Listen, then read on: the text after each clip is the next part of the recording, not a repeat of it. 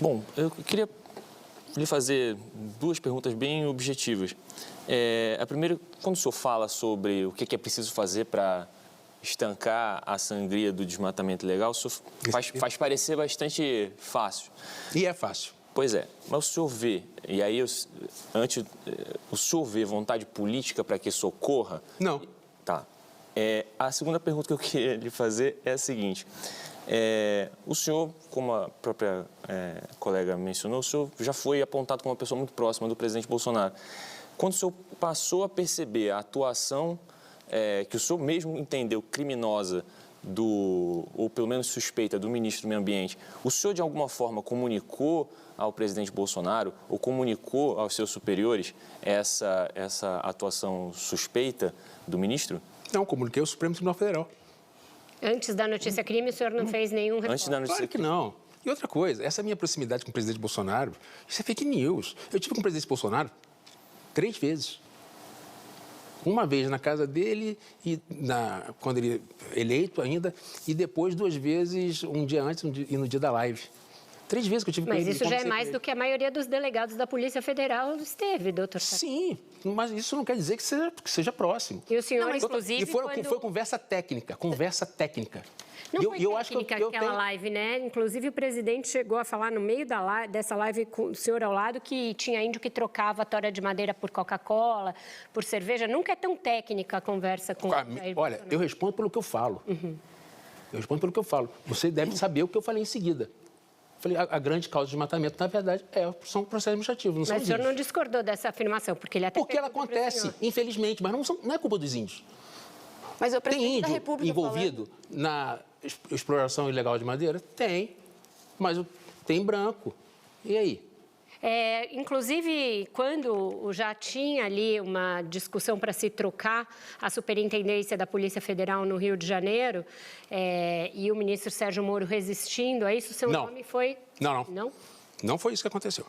Não foi o ministro Sérgio Moro que resistiu. Naquele episódio com o teu nome colocado como... Bem, a entrevista era sobre a Amazônia. Mas não, a entrevista é sobre tudo. Tá. O senhor se tornou uma figura pública e isso é um fato público que ainda... Não, e é bom. Um mês antes daquilo, o ministro Sérgio Moro tinha me convidado para a FUNAI.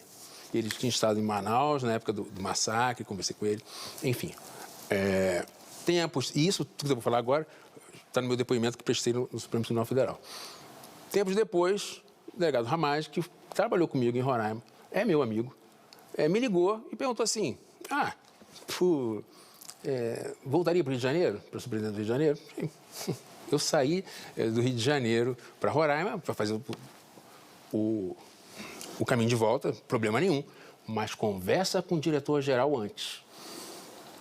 Tempos depois, o doutor Sérgio Moro esteve em Manaus e ele me chamou num canto, numa conversa, falou assim, e ele foi muito correto comigo, e ele falou assim, Saraiva, que história é essa do teu nome lá para o Rio de Janeiro? Eu falei, doutor, aconteceu exatamente, lembra quando o senhor me chamou para a FUNAI? O que eu falei para o senhor?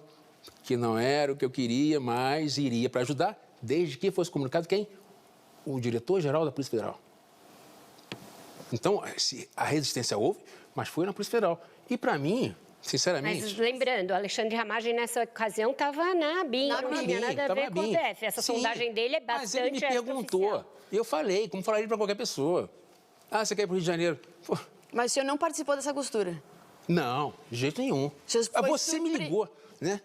Você me ligou no dia seguinte, o senhor chegou a fazer críticas de que realmente a produtividade da Superintendência do Rio... Eu fiquei sabendo por ela. Eu li o seu depoimento no inquérito do Supremo a partir das denúncias do ministro Sérgio Moro. O senhor diz lá que realmente a produtividade da Superintendência do Rio não era boa. Melhorou bastante. Depois da troca? Sim, ué. Certo, por favor, André. Mas o senhor, desculpa, só rapidinho nesse assunto ainda. A troca no Rio de Janeiro sempre envolveu a questão que depois o Moro fez a denúncia também e disse que havia a vontade do presidente de controlar melhor o Rio de Janeiro, etc. O senhor estava disposto a atender a algum pedido do presidente? Olha só, quem me conhece na polícia sabe que eu não alivio para ninguém. Não existe isso.